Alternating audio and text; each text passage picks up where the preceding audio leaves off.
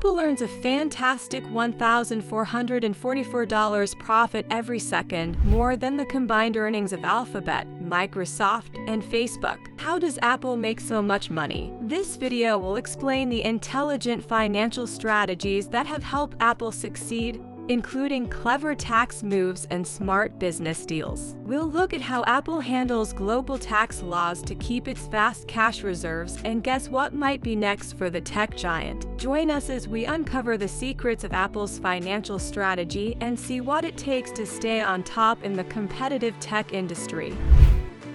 To understand Apple's financial success, we must explore its global tax strategy. Companies typically pay taxes in the country where their products are sold, leading to significant variations in tax rates and product prices worldwide. For instance, an iPhone X costs $1,000 in the US, but can be significantly more expensive in countries like India and Hungary due to differing tax rates and import duties. Apple's approach to taxation leverages these international disparities to minimize its overall tax burden. By strategically locating subsidiaries in countries with favorable tax codes, such as Ireland and Jersey, Apple can shift profits and reduce taxes legally. This sophisticated maneuvering allows Apple to maintain lower costs and higher profitability across its global operations, illustrating the intricate balance between compliance and optimization in corporate tax strategy. The US has a unique taxation system where citizens and corporations are taxed on worldwide income. This means that even if a company like Apple earns profits overseas, it still owes taxes to the US. Apple employs strategies to mitigate the high tax burden,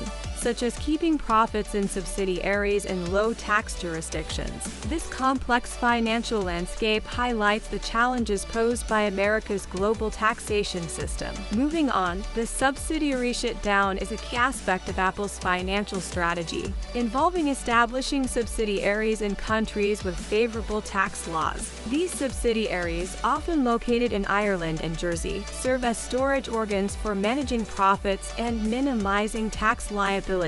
While technically separate entities, these subsidiaries effectively function as extensions of Apple, allowing the company to shift profits to jurisdictions with lower tax rates. This maneuver enables Apple to reduce its overall tax burden and optimize profit legally. Apple transfers its patents, which are valuable but hard to put a precise price on, to a subsidiary company in a country with low taxes, like Ireland. Then, Apple's primary operations, like those in the US, pay fees to use these patents. These fees reduce the amount of money Apple shows made in the high-tax countries, so it pays less in taxes overall. It's a legal way for Apple to keep more money and shows how companies can use complex strategies to manage their taxes in different countries. In this complex scheme, Apple routes profits through two Irish subsidiaries, taking advantage of Ireland's low corporate tax rate. However, profits are briefly routed through the Netherlands before reaching Ireland, where favorable tax laws further reduce the tax burden. This Dutch sandwich effectively shields Apple's profits from taxation, allowing the company to accumulate vast sums of money in offshore accounts while legally minimizing its tax liabilities.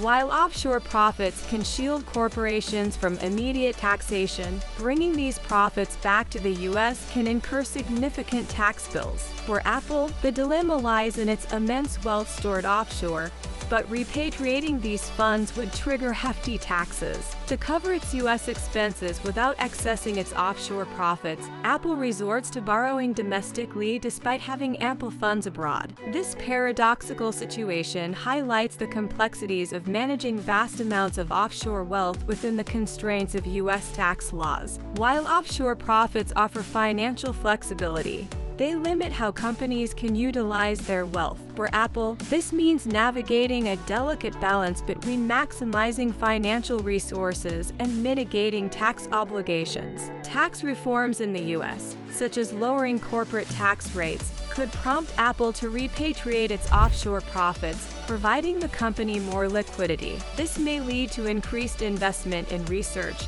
debt reduction, or shareholder rewards. However, Apple must carefully consider the long-term implications of its decisions in light of these reforms. Overall, tax reforms have the potential to reshape Apple's financial strategy and drive innovation and growth in the tech industry. While there's speculation about potential megadeals like Tesla or Netflix, Apple historically prefers targeted acquisitions of smaller companies that offer specific technologies or talent. This approach aligns with Apple's commitment to maintaining its culture of innovation and focus. By acquiring companies that complement its existing products and services, Apple can enhance its offerings and strengthen its competitive edge in the tech industry while staying true to its core values. In closing, Apple's financial strategy shows how smart decisions can help a company thrive in a complex world. From clever tax moves to smart acquisitions, Apple keeps growing and changing. Apple's impact will go beyond just tech,